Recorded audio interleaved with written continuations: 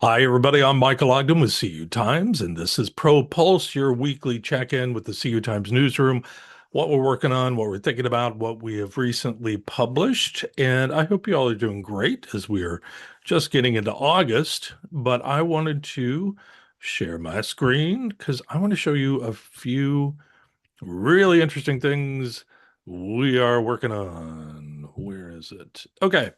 First up here, I'm taking you not to the CU Times site because here is a very important thing that's been going on because today, here on the Federal Register, the NCUA filed these documents. NCUA has approved 11 final rules as part of its ongoing deregulation project. You know, that's been going on since last year. We are breaking down what each of these items mean and what the changes mean for credit unions. Now, if you've been following this narrative, an initiative over the past several months, this is a significant milestone. The rules touch everything from lending to chartering field of membership policies and insurance requirements. We're going to have all the details on this, but I already published one story on CU Times, and this all happens, as Chairman Hauptman is on his way out, and we're waiting for final confirmation from the Senate for John Cruz to take Hauptman's place there.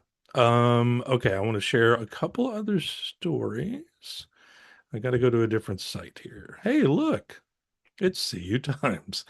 Okay, I want to show you a couple of stories to pay attention to here. Go to the Pro News tab and scroll down here. This week, we love this week. I've talked about it before.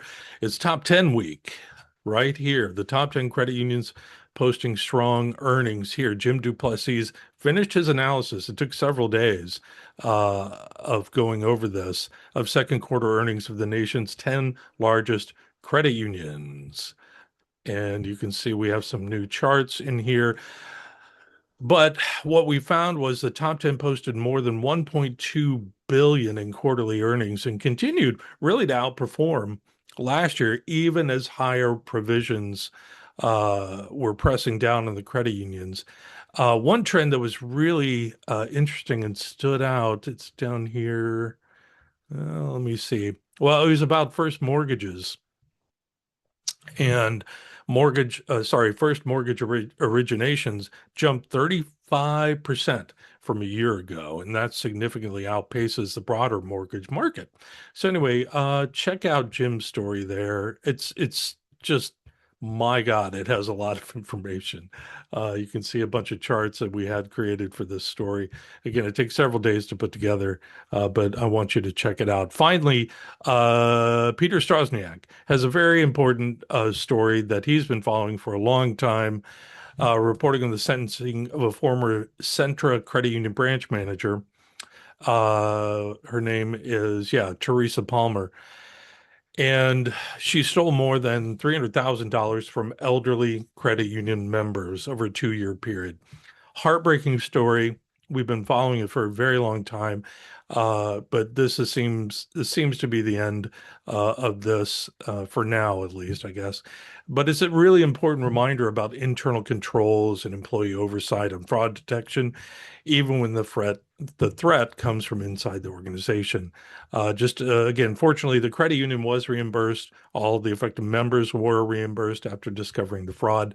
Again, thank you, Peter, for following that. What we're working on really quick, Natasha and I are actually in the middle. I can't really show you on this in my notebook. We are in the middle of going through hundreds and hundreds of submissions for the CU Times Luminaries Awards. We are working through that, and we're going to be announcing the finalists in all of the categories in the coming weeks, probably around the end of August, very first of September is what we're shooting for. But right now, we're truly just kind of basking in the warmth and glow of these wonderful submissions and stories that we're learning about. So thank you to everybody who submitted to the CU Times Luminaries Awards. Okay. As always, just a big thank you to you, our CU Times Pro member, for supporting CU Times and the content, and our reporters who just I love so, so much. And, we care about you and love you all incredible amounts. But thanks for supporting us. We appreciate it so much every single day. That's it. I got to get back to the newsroom and work on that NCUA story I was telling you about. Also, I have meetings. Boo. Anyway, I hope you all are doing great. I will see you again next week. Until then, take care of each other. Bye-bye.